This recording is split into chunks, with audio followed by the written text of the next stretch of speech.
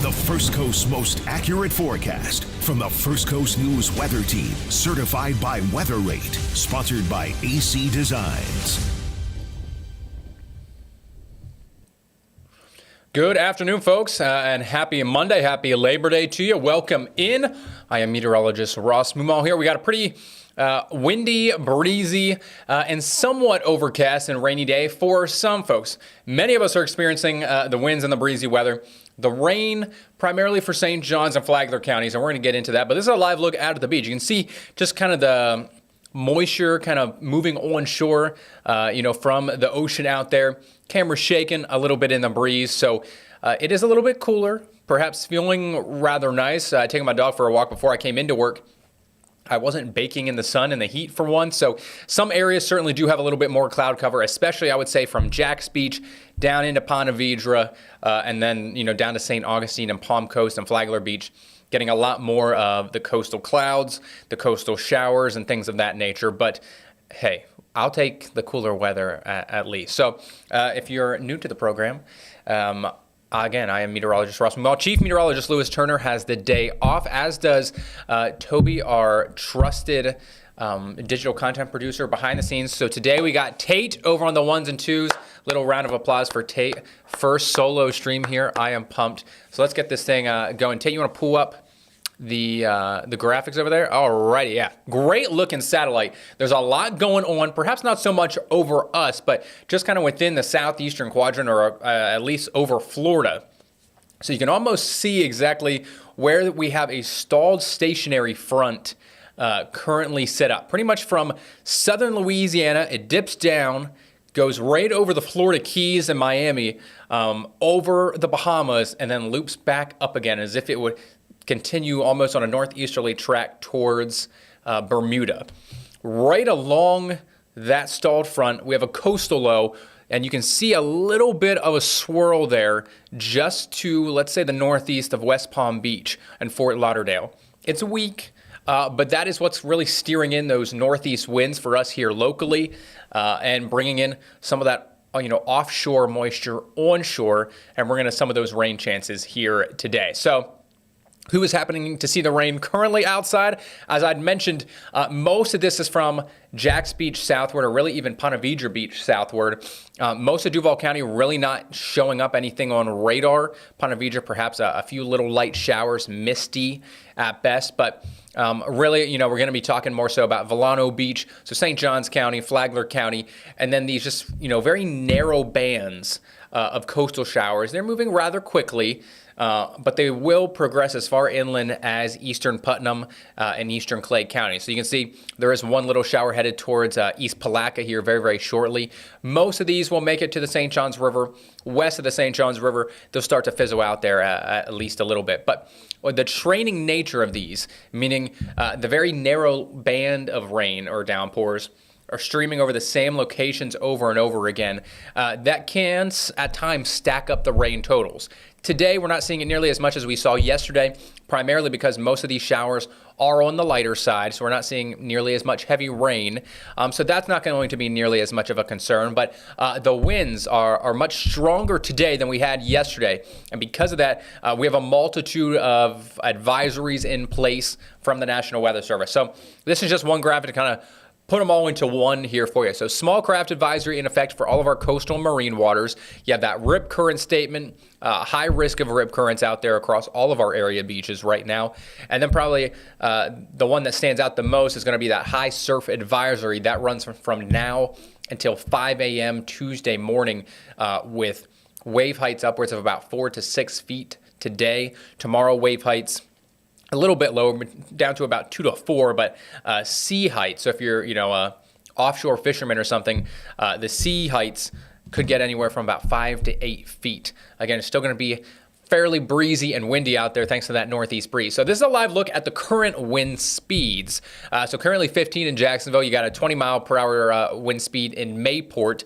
But then you look at the wind gusts. We've had gusts upwards of about 25 to 30 miles per hour. Mayport's currently getting a wind gust of 31. St. Augustine, a wind gust of 28. Brunswick, St. Simons, a little bit lower. I would say the The bulk of the strongest winds are primarily from Nassau County south down towards St. Johns County. And then a little bit lesser the further south you go. So we're kind of in the bullseye for the strongest winds, I would say, between Fernandina Beach and St. Augustine. But they do have a wind advisory in place. That's going to expire at 5 o'clock. I don't have that advisory pulled up just because it's only in effect for another 55 minutes. But nonetheless, if you've been outside at all, you know it's a little bit more overcast today. Or similar to what it was yesterday. You know, we kind of have a mix of sun and clouds, and it's quite windy out there. Temperatures have also been subdued substantially due to the breezy winds out of the northeast. The cloud cover, we're currently just sitting at 82 degrees in Jacksonville right now. That was our afternoon high yesterday. We'll see if we get any warmer than that here today. But overall, this is quite the cool first day of September. Wake me up when September ends in 30 some days, right? So here's the rest of the forecast, at least over the next 12 hours for Jacksonville. We're going to gradually cool off into the upper 70s after sunset this evening. And then overnight, many of us cool off into the mid 70s. Few locations, especially more of our inland locations west of I-95, going to cool off into the low 70s this evening. As for the winds, they will also begin to taper off. That's why that wind advisory is only in place until 5 p.m. tonight.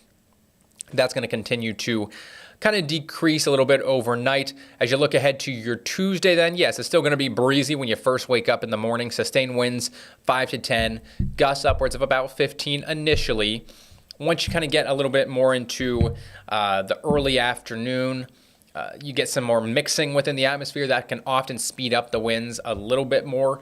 So winds generally out of the northeast tomorrow anywhere from about 15 to 20 miles per hour, gusts upwards of about 25 for your Tuesday. So it's still going to be breezy and or windy, depending on what your definition of windy is, but perhaps not nearly as windy as what we've seen here today. And this is exactly what I was talking about earlier, right? So there's that stalled front and that coastal low just off the coast of West Palm Beach there in South Florida, or really almost set up directly over top of the Bahamas. That's going to stay in place through Tuesday, through Wednesday as well. So it's going to continue to bring us that northeast wind, bring us those onshore moving coastal showers here the next couple of days. And then I think this only plays out until about Thursday. You'll notice a lot of those clouds and the winds in general kind of get swept away to the east because we are going to have an advection or a transport of some drier air aloft in the mid to upper levels of the atmosphere by Thursday and Friday. What does that mean? At the surface, we're still going to have a fairly weak onshore wind, but in the mid to upper levels, much drier air. I think that's really going to limit our rain chances and overall cloud cover by Thursday and Friday, meaning a little bit more sunshine out there and more than likely going to help to warm those temperatures up a little bit more so than what we've seen over the past couple of days as well. But let's just take it day by day to start here. So for your Tuesday tomorrow, as I mentioned, we're starting the morning off in the low to mid 70s. We're going to warm into the mid 80s tomorrow afternoon. I do expect us to be at least a few degrees warmer than where we were at today. I would say 55 to 60% of us stay dry tomorrow. It's going to be more so those areas a little bit closer to the coast, and then just watching for those narrow rain bands to be moving onshore as the day wears on into the late morning, into the early afternoon. So as of 10 a.m., coastal showers and even some downpours are going to be likely, as I'd mentioned, pretty much from Fernandina Beach down to Palm Coast. So if you live in southeast Georgia, your rain chance is going to be up, well, not a little bit lower, but much lower, especially if you live up towards Black Shear, Waycross, inland southeast Georgia, up across the Okefenokee, much drier for you folks. The wind direction, north to northeast, really isn't going to be bringing you any of that moisture onshore, right? So best chances for rain tomorrow, we're picking 3 places. Duval, St. John's, and Flagler have the best chance to see some rain pretty much at any point throughout the day. Again, we're really going to highlight the more coastal areas, but we'll watch to see how far inland some of those showers go. So if you do happen to live in Clay County or Putnam County, you do still have the chance for some rain. I would say you guys are 4th and 5th with regards to best rain chances tomorrow, perhaps even Nassau County as well. But most of those narrow rain bands that move onshore will begin to dissipate and weaken the further inland and west they go. So there's 1 o'clock tomorrow. Temperatures in the mid 80s, still going to be breezy. We've talked about that here a little bit. And models are starting to pick up fairly nicely on one of those rain bands trying to set up. So this is just trying to give you an idea of what we could expect. So this is showing, a rain band right over Ponte Vedra into Jacksonville South Side tomorrow. You always have to take these with a little bit of a grain of salt. It's not showing you exactly what's going to happen at a specific or exact location, but this gives you a good idea of this is probably going to set up somewhere by tomorrow afternoon. So just be mindful of that, especially during the afternoon commute or evening commute, heading home from work. Kids are heading home from school, or perhaps they're heading to their after-school, extracurricular activities, whether that's football or cheerleading or soccer or whatever they got going on, perhaps outside, might be impacted by some of these coastal showers that roll on in by tomorrow afternoon. The thunderstorm risk, I would say, is fairly low. In most of these, it's just going to be showers and downpours, very similarly to what we saw yesterday and what we're seeing outside today in St. Johns and Flagler County. They're fairly shallow showers. I would say there's about a 20 to 25% chance for thunderstorms to be embedded within these rain bands. Most of the lightning and storm risks are going to be offshore. Once they move onshore, they're going to continue to weaken.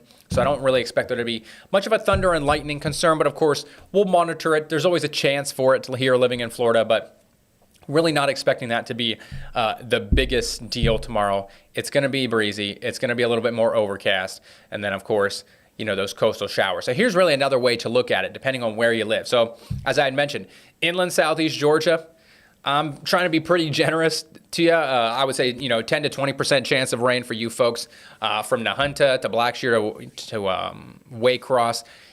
Folkestone even perhaps has a slightly better chance, but really we're honing in on, Fernandina Beach down to Mayport, Atlantic, Neptune, Jacks Beach, Villano, Butler Beach, Michael's Landing, all of our more coastal communities, and especially across St. Johns and Flagler counties, that wind direction is still going to be the most conducive for showers and training downpours across those areas. So we have a very narrow strip of that 70 to 90% chance of rain tomorrow across coastal St. Johns and Flagler counties, but still many of us across Duval, Clay, Putnam counties, even as far west as Keystone Heights and Bradford County, or at least eastern Bradford County, have a decent chance to see some of those rain bands make their way inland. So we're going to continue to watch for it tomorrow. Kind of a similar setup to what we have out there today.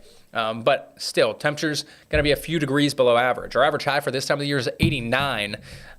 Forecast of 85 for your Tuesday. High of 87 for Wednesday. And this is going to start to show a little bit of a trend here as we head through that rest of the week, right? So still breezy, few showers on Wednesday. By Thursday, that drier air begins to come in from the west. So we'll watch for those very shallow showers, meaning they're really only going to be within the first, let's say, 10,000 feet of the atmosphere. Above that, much drier air is going to be in place. I'm really not expecting enough instability to give rise to a bunch of thunderstorms within that, at least at this point. So most of us are staying dry on Thursday. I say 30% of us, 30% coverage area for rain or showers on Thursday. But that's really going to be the trend as you head into Friday and even the upcoming weekend. So next weekend, a little bit more sunshine and a little bit less with regards to rain chances. So that's kind of the gist of the local forecast here, at least over the next 3 or 4 days. Now, do you want to switch it up a little bit? Talk about the tropics, because we do have a new area of concern, or really not even of concern, just an area that we're watching out there. So this is just off the west coast of Africa, south of the Cabo Verde Islands, a tropical wave. It has not been given a name or anything yet, so nothing specific, but you can see it's really just kind of a large area of kind of an elongated area of low pressure and disorganized showers and thunderstorms out there in the far eastern Atlantic. A 10% chance of development over the next 48 hours, a 50% chance of development over the next 7 days. So has been given a medium, chance of formation. Is that going to change anything for us? No, not really. And we're going to walk you through it. But typically when the storms are at this location, it's going to take at least 10 to almost 14 days for the storm to traverse the entire Atlantic to even get close to the United States East Coast or to Florida in general. So I want to, just give you a heads up on that. It's not like if something formed, this is going to be heading toward us anytime soon. And we're going to, break down a little bit of where we think this may or may not go if something would even happen to form. But I just want to give you a heads up. We're talking mid-September for this, more than likely, if it became a storm and if it would impact anywhere, including Puerto Rico or the Dominican or Cuba or anywhere in the Turks and Caicos or Bahamas or in Florida. We're talking down the line here quite a bit. So let's get into it. Let's show you what we're kind of looking at. The steering can often be determined by the Bermuda High. We talked about this a lot with Hurricane Erin, right? We had the Bermuda High well over in the northeast Atlantic, and it kind of allowed this gate to open up for it to slide in between, if you happen to remember back to Hurricane Erin and kind of why it made that more northerly turn and track. Through the end of this week, the Bermuda High is pretty much set up smack dab right in the middle of the North Atlantic. So for the time being, it's really just going to keep any potential storm wedged down to the south. So you can see it there, Friday morning, still in the south. Then as we advance it through Saturday, through Sunday, that Bermuda High continues to actually strengthen quite a bit. You see those darker red colors up in the North Atlantic. So a pretty strong high up in the North Atlantic, but still in place, right? So it's going to keep the storm still pinned to the south, not allowing it to recurve yet, but also, keeping it on a westerly track.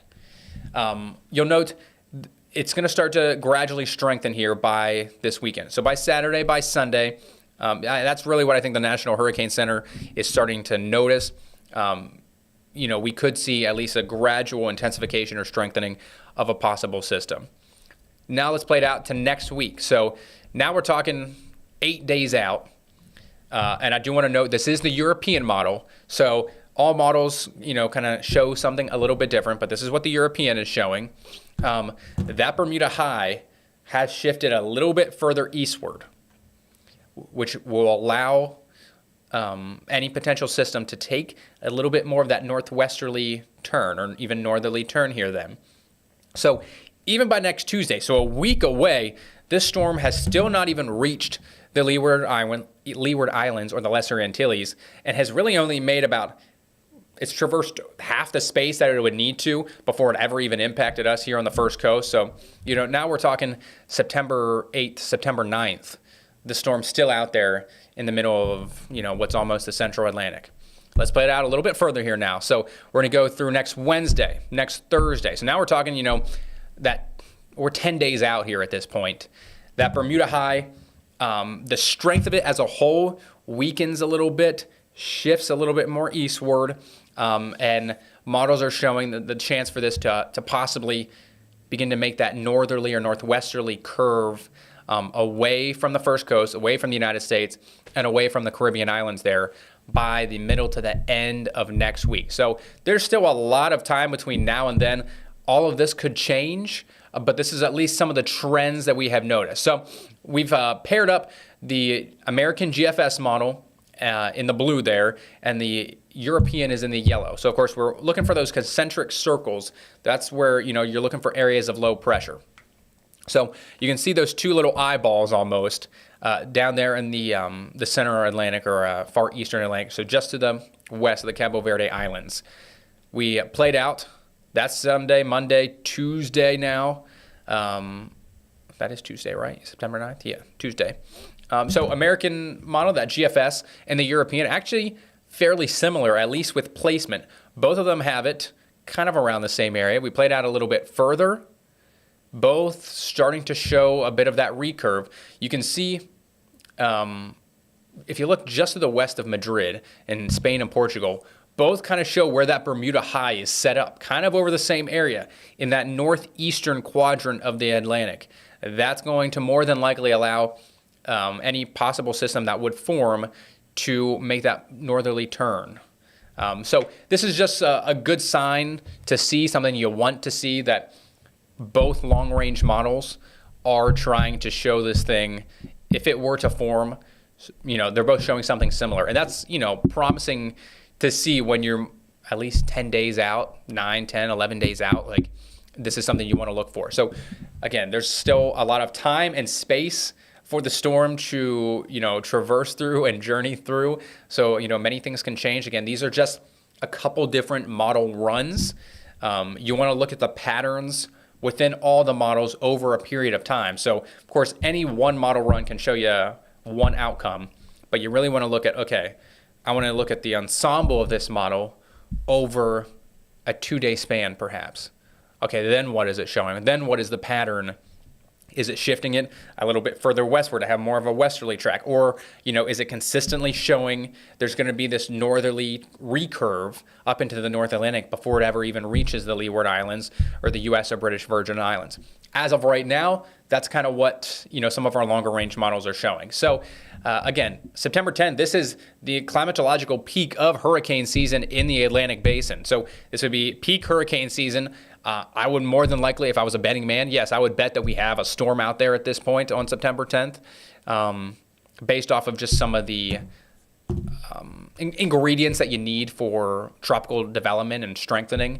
But with regards to at least steering flow and where it might go, I mean, here's next Wednesday, September 11th, still keeping it out there in the, on that northerly track, keeping it away from us. So, again, I want to stress, a lot can change, but if you watch these things very, very closely, you get that storm anxiety from people, posting just one model run online, trying to hype it up or anything.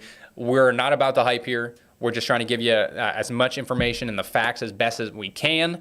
So nothing to stress about, at least for the next 10 days. I feel pretty confident in that. I would say, definitely over the next 7, but even over the next 10 days, that storm's not going to be anywhere near us. After that point, we're going to have a much better idea of where it's going to go. So just know we're monitoring something out there, but shouldn't be a concern locally here for us, at least over, our next 7 days. So this is a 7-day forecast. 40% chance of rain Tuesday, Wednesday. We're watching for those coastal showers. Still going to be quite windy tomorrow. A little bit less windy and really just a nice northeast breeze by Wednesday. But temperatures gradually climbing that ladder or the staircase back up into the low to mid 90s. So 90 by Thursday, 92 by Friday. You got Friday night football coming back. Our game of the week is going to be, I believe, St. Augustine at Bowles. I'm going to have to double check that with sports director Chris Porter, but I believe that's what it is. Might actually be the first Friday that we have no major rain or storm chances in the forecast. So could certainly look out there, although we really didn't have, I guess, too many this past Friday. But rain chances will go down into Friday, into Saturday. And then you got the Jags home opener right across the street at Everbank here this coming Sunday. I do think there's going to be a little bit of an increase in the moisture and in the rain chances. So we're going to 40% chance of rain. Jags kick off against the Carolina Panthers at 1 p.m. next Sunday right here at Everbank Stadium. So, of course, we're going to hone in on that forecast very close as if we approach it here over the next couple of days. And then looking ahead this time next week, looks like we're going to be back in a pretty rainy and stormy pattern, 60% chance of rain. Temperature's going to come down a little bit, back closer to normal there in the upper 80s. But we appreciate you guys tuning in. Again, I am meteorologist Ross Mumal. One last look there at your 7-day forecast. Tomorrow I will be back here, same time, same place, 4 p.m., along with Chief Meteorologist Lewis Turner, also going to be back as well. Enjoy the rest